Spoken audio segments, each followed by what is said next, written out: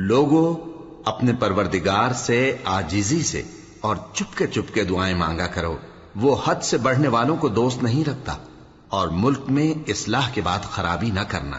اور اللہ سے خوف رکھتے ہوئے اور امید رکھ کر دعائیں مانگتے رہنا۔ کچھ شک نہیں کہ اللہ کی رحمت نیکی کرنے والوں سے قریب ہے، اور وہی تو ہے جو اپنی رحمت یعنی بارش سے پہلے